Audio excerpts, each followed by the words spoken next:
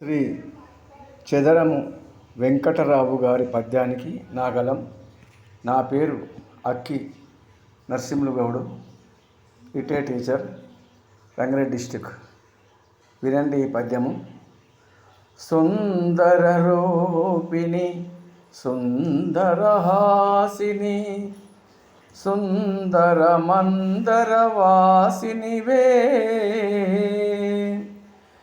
అందము చిందెడి ఊయలయందున హాయిగా